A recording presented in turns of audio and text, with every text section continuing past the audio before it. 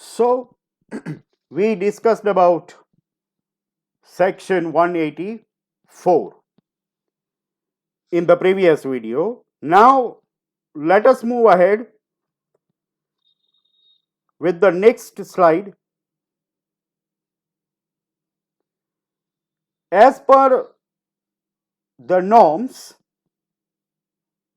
all the listed companies have to obtain the approval of shareholders as far as related party transactions are concerned. Now, understand what do we mean by related party transactions. Related means any connected or related friends or relatives of the directors or promoters. એ સેન્સમાં related party અને એની સાથેના transactions સમજવાના છે. ઘણીવાર ભૂતકાળમાં બી બનેલું છે અને અત્યારે પણ બને જ છે કે કંપનીઝ જે છે એ પોતાના અમુક જે કંઈ મેન્યુફેક્ચરિંગ રિલેટેડ કે ફાઇનાન્સ રિલેટેડ અમુક ફંક્શન્સ છે એ બીજાને આઉટસોર્સ કરી દેતી હોય છે, થર્ડ પાર્ટીને આઉટસોર્સ કરી દેતી હોય છે. હવે એ જે થર્ડ પાર્ટી હોય છે ને એ ક્યાંક ને ક્યાંક પ્રમોટર્સ કે ડિરેક્ટર્સ એના રિલેટિવ્સની હોય છે, એના ફ્રેન્ડ્સની હોય છે અને એમાં એનું પોતાનું પણ પર્સનલ ફાઇનાન્શિયલ ઇન્ટરેસ્ટ હોય છે. ઘણીવાર આવી થર્ડ પાર્ટી બોગસ બી હોય છે, ઓન પેપર જ હોય છે. એટલે ડિરેક્ટર્સ આપણી કંપનીમાંથી તો એને જે કાંઈ પણ સેલેરી કે રેમ્યુનરેશન મળતું હોય, સાથે સાથે થર્ડ પાર્ટીમાંથી બી એને પેમેન્ટ્સ મળતા હોય છે in an unfair way. That is totally unfair. So that is why it has been observed by SEBI that whenever there are related party transactions, company needs to have pre-approval of shareholders. Shareholders must be aware about such related party transactions. It will minimize the chances of any malpractice or fraudulent practice. It will reduce the risk of misappropriation. That is why such approval is needed. Another point, listing agreement ની close 35B માં એવું provision આપેલું છે કે કંપનીની જ્યારે પણ annual general meeting બોલાવવાની થાય, you all know that in the annual general meeting they invite the shareholders અને ઘણીવાર આવી જનરલ મીટિંગ્સમાં અમુક રેઝોલ્યુશન્સ બી પાસ કરવાના હોય, weather general resolutions or special resolutions, and for that voting may be required, voting by shareholders. હવે તમને ખબર છે કે શેર હોલ્ડર્સ તો મિલિયન્સ એન્ડ મિલિયન્સ હોય, બધા તો એક જગ્યાએ હાજર ન રહી શકે. તો જે શેર હોલ્ડર્સ જનરલ મીટિંગમાં આવી શકે એમ ન હોય, એ લોકો બી વોટિંગ કરી શકે. એના માટે કંપનીએ આવા શેર હોલ્ડર્સને ઈ વોટિંગ નામનો ઓપ્શન બી આપવો કમ્પલસરી છે. With the help of e-voting, they can also cast their vote in favor or against the resolution. And after such voting, the resolution passed will become acceptable to all the shareholders. You may be knowing that recently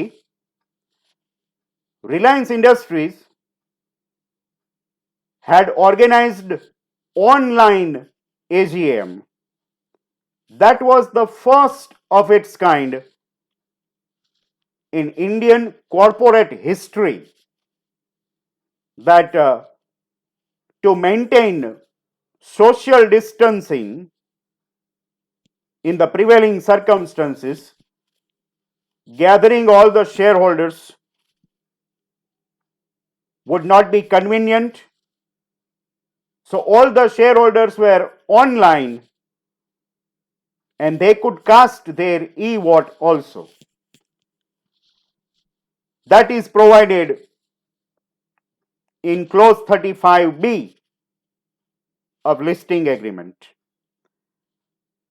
And from time to time, SEBI has made necessary changes in clause 49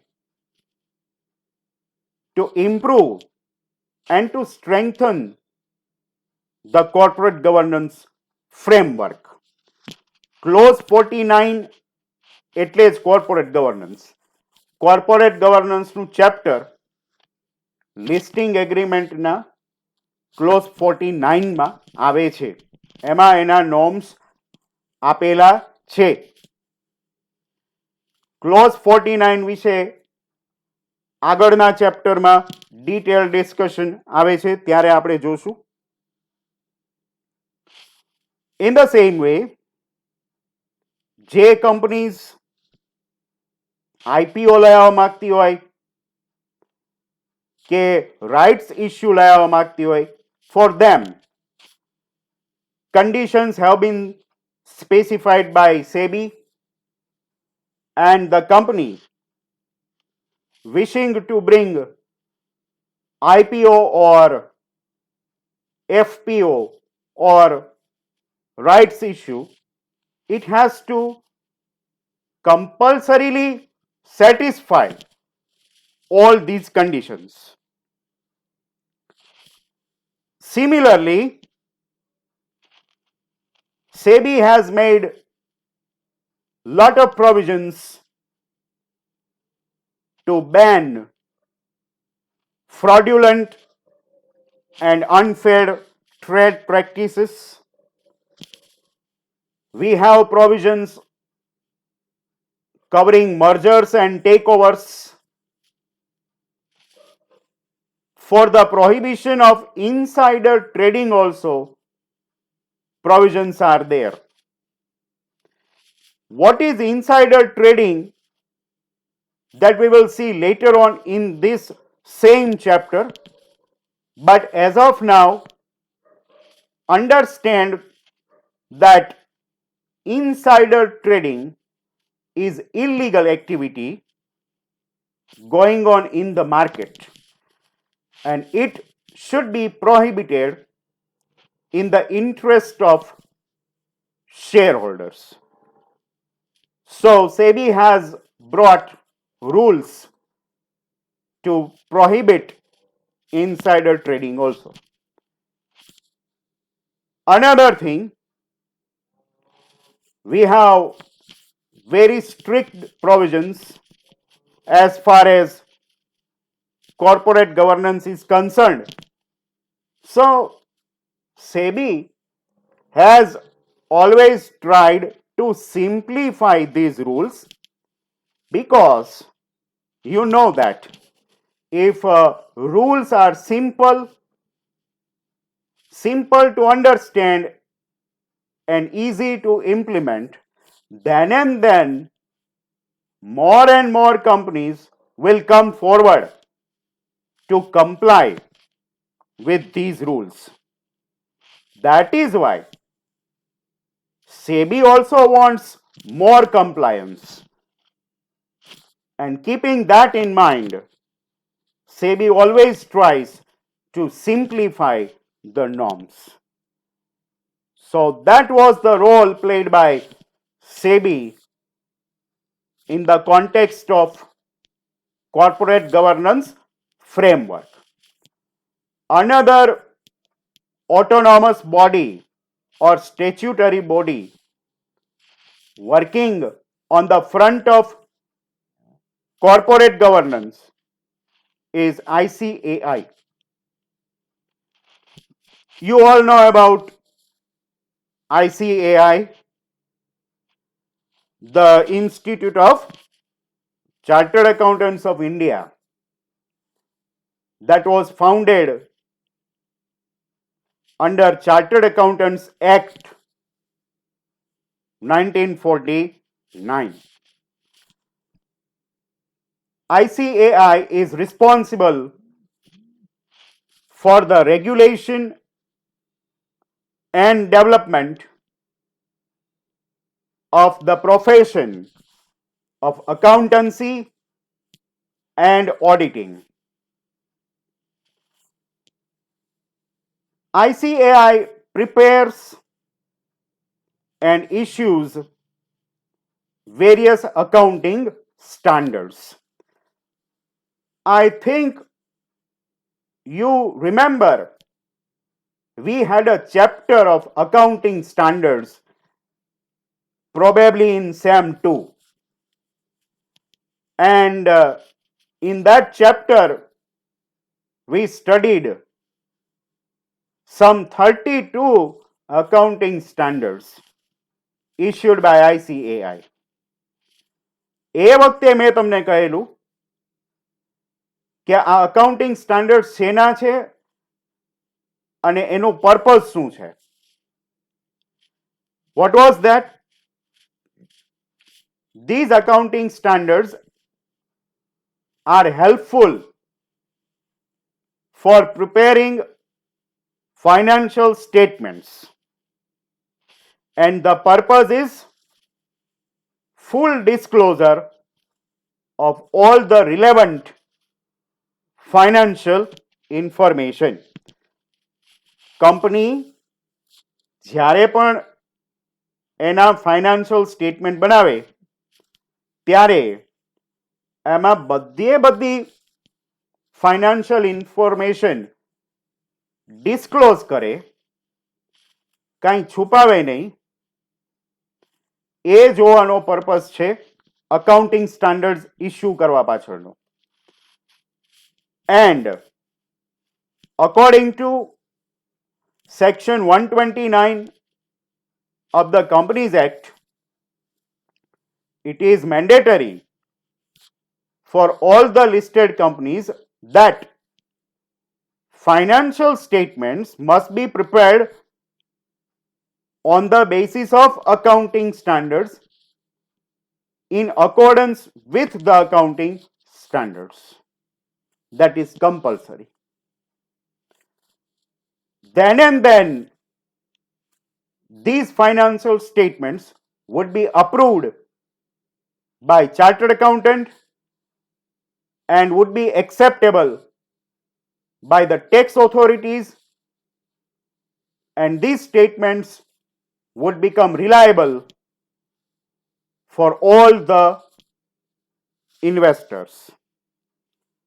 If the financial statements are prepared according to accounting standards, then and then financial statements would give true and fair view of the company's affairs. Right? So that was the role of ICAI. Development of accounting standards, issuance, and making them compulsory for all the listed companies. Equivalent to ICAI is another body known as ICSI, the Institute of Company Secretaries of India. It is established under the Companies Secretaries Act 1980. Company secretary જે છે એના પ્રોફેશનનું development અને એનું regulation ICSI કરે છે. ICSI provides secretarial standards. The way ICAI issues accounting standards, ICSI provides secretarial standards. These secretarial standards are issued with respect to board meetings, the meetings of board of directors, and it is provided in section 118 subsection 10 of the Companies Act that whenever any listed company wishes to conduct board meeting, it has to follow secretarial standards issued by ICSI compulsorily. Again, everything is compulsory. See, attending this video lecture is also compulsory. Let me tell you one thing. So that was the role played by ICSI. So we can see here, whether we talk about SEBI or ICAI or ICSI, all the three regulators are having their respective fields. They have provided different types of regulations from different angles, but they have one purpose in common, right? There is one purpose which they share in common, to see that all the listed companies are complying with corporate governance standards. They want to see the improvement of corporate governance in India, and they are well playing their role. They are efficiently performing their role. With this note, I come to the end of our topic that we started in the previous video. This session is divided into two videos, and we come to the end of this question, role played by regulators to improve corporate governance. I'll see you all tomorrow. Thank you for joining me today. Have a nice day.